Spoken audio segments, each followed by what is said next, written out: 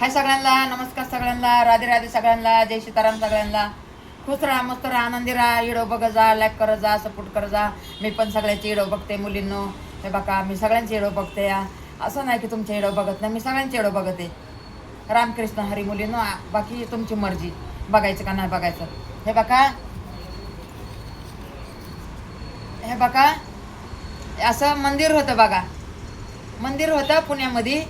तर ह्या मंदिरची सेवा करायला एवढं जात होत्या ना मुली, एवढं जात होत्या ना मुली.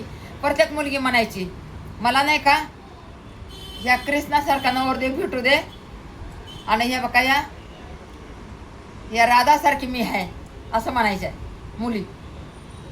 तर मग हे बघा, ते मंदिरमध्ये जाऊन तसंच म्हणायची मुली. दोघी तिघी मैत्रिणी होत्यात पुण्यामध्ये. तर मग त्यांना काय झालं बघा, खरंच बघा, सेम तर अशी होती, राधासारखीच होती सेम स्वतः.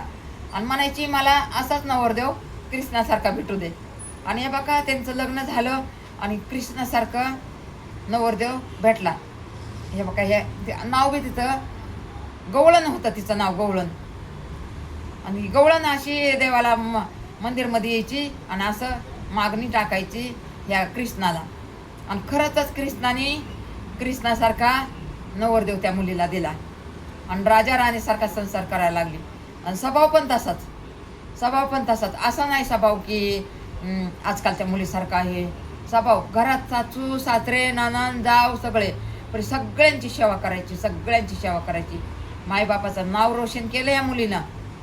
अशा एक एक मुली असतात बघा मुलांनो. तशाच मुली हे बघा असायला पाहिजे. असंच बघा मुलींनो.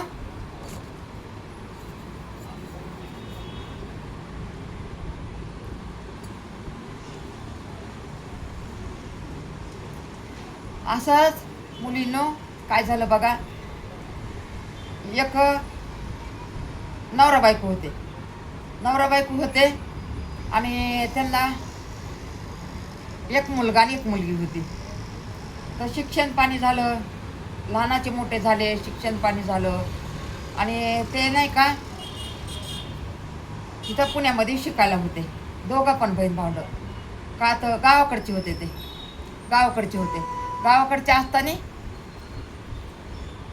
असताना त्यांना वाटायचं की पुण्यामधलं तळ भेटावा गावाकडच्या लोकांना.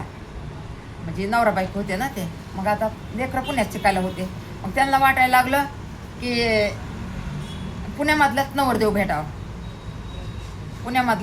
भेटावा असं वाटायचं. तर मग काय झालं बघा, एक दिवस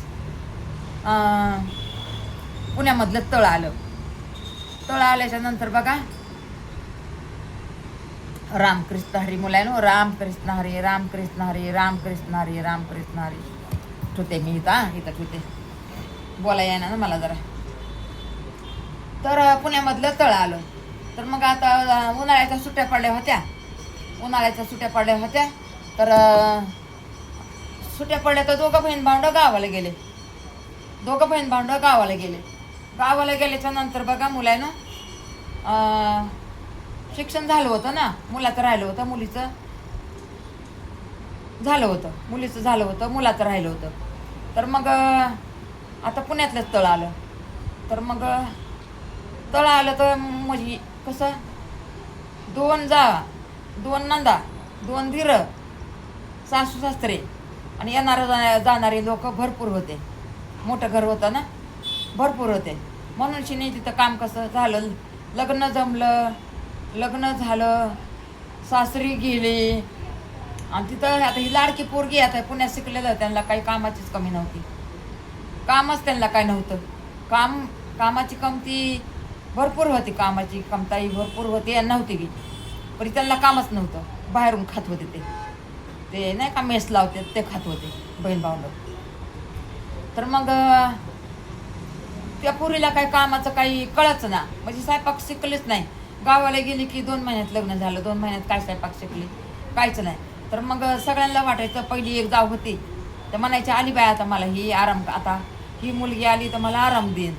अहो कशाचा आराम काय कशाचं बघा, आराम नाही काय नाही. आराम नाही काय नाही, आराम नाही काय नाही. आता तिला वाटायचं मला आराम भेटल, पण हे बघा आरामच नाही तिला. आराम नाही तर मग घरचे म्हणायचे आता बघा आता नवीन लग्न झालं या, आता जाणं येणं बी झालं या, तर मग आता हिने घरचा कामधंदा करावा. तर मग ती वरचं काम करायची, फरशी बिरशी. फरशीला पण असं बाय बे होत्या परी बाई कधी नाही आल्यावर. तर मग काहीच काम करायला ती नगच म्हणायला लागली. का तर शिक्षण झाले लग्न झालं ना हो, म्हणून ते काम करायला नको म्हणायला लागली. मग आता म्हणले असं काम नाही केल्यावर कसं व्हायचं म्हणले. आता ते पहिली जाऊबाई काय काय म्हणेन बघा सांगा बरं. आता कोणी बी बघा लग्न करते सगळ्यांना अपेक्षा असती की बाई सुनबाईनं घरचं काम करावं. असं थोडं बाहेरचेच काम आहेत असं नाही ना. आता तुम्हाला बाहेरचे पण कामं नाही, घरचे पण कामं करायला पाहिजे ना. तर मग ती म्हणायची मला येतच नाही काम, तरी कधी फरशी बिरशी पुसायची, कधी झाडू मारायची बाई नाही आल्यावर. बाया होत्या त्यांच्याकडे, स्वयंपाकालाही बाया होत्या. पण ये बघा साफसफाई हे बिस्तारी उचलायचे, तर प्यायचं पाणी भरायचं सकाळी. आता घरात ये काही काम बाई काय सगळंच काम करून जात नाही बघा. बाई गेल्यावर बी भरपूर काम असते. असं नाही की बाई हे तर काम नाही, असं नाही आहे. बाई बी नसू द्या. आता स्वयंपाक करून गेलं तरी बघा जेवण वाढायचं असतं, ताटं उचलायचे असते, बारीक सारीक काय. कोणाला अजून भाजी कमी असली, कोणाला भाजी कमी करायची, की कोणाला भाजी पसंत नाही, भाजी द्यायची दुसरी बनवून. आता काय कामं नसतात का? कामं भरपूरच कामं असतात ना मुलीनं. असं थोडं हे काम नाही आहे. मग त्या पोरीला वाटायचं नको, आता ते पहिले ताई करतात ना, पहिली जाऊबाई करते ना, त्याच करू दे. आता मला तर नोकरी लागणार आहे. सगळे म्हणले घरचे आम्हाला नोकरीची गरज नाही, आम्हाला भरपूर पैसा आहे,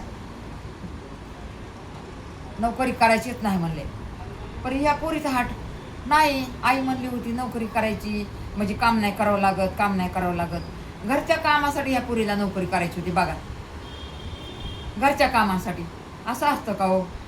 अहो एखादा हे बघा आपल्याला श्रीमंत घर असू द्या किंवा बारीक घर असू द्या किंवा मोठं घर असू द्या, हे बघा काम घरचं आपल्याला करावंच लागते. नोकरी करा अगर चाकरी करा, अगर चाकरी नका करू, नोकरी नका करू, पण हे बघा घरचं कामाला हातभार लावावंच लागते.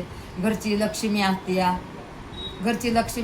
आपला. हे बघा कुठं कधी साफसफाई करायची, कधी झाडू मारायचा, कधी फरशी पुसायची, कधी जेवण बनवायचं, कधी भाजी बनवायची, कधी भाजी साफ करायची. हे बघा करावंच लागतं हो मुलीनं, करावंच लागते बघा. असं नाही की आपण लय शिक्षण केलंय म्हणून काम नाही करायचं. हे बघा मग काय सासूबाईंना काम करायचं का तुम्ही सांगा बरं. सासू सासऱ्याने काम करून थकून गेलेले असते, तुमच्या शिक्षणाला पैसा घालवलेला असते सगळं. आहे बघा तुम्ही काय असंच जन्माल्या चालला नाहीत, नाही बोललात, नाही कामाला लागलात, असं नका समजत जाऊ मुलांनो, असं नका समजत जाऊ.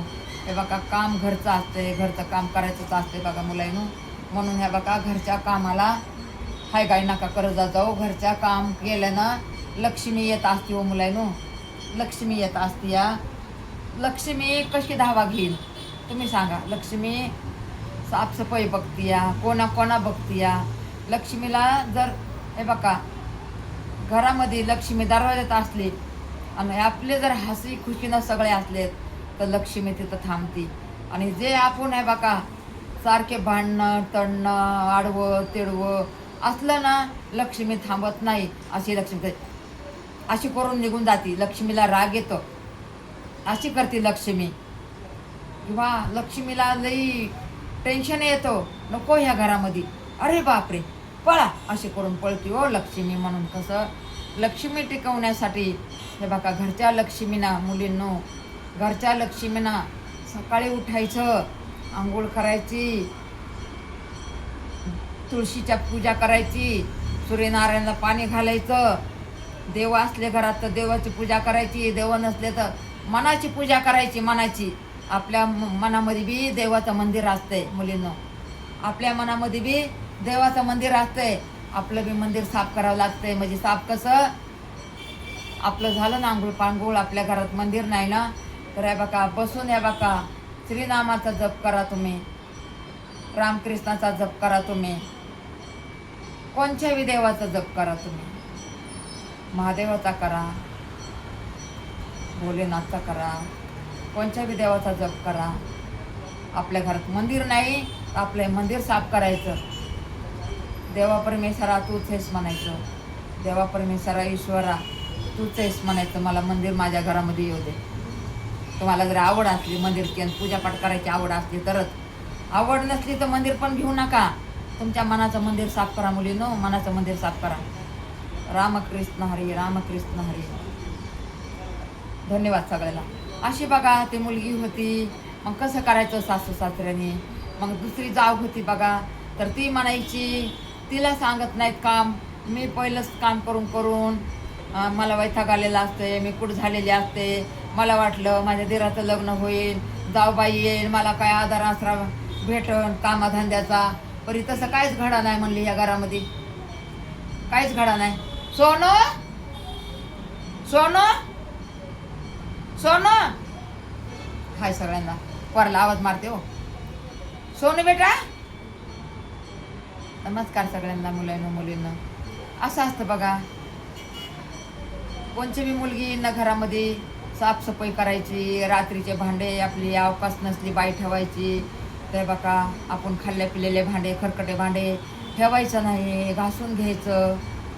त्याच्यात लक्ष्मी असते मुलांना. लवकर उठून आंघोळ पांघोळ करून तुळशीची सेवा करायची, सूर्यनारायणला पाणी घालायचं, हे आपलं कर्तव्य असतं करायचं. बाकी देव राखो, देवावर सगळं सोडून द्यायचं. नमस्कार सगळ्यांना.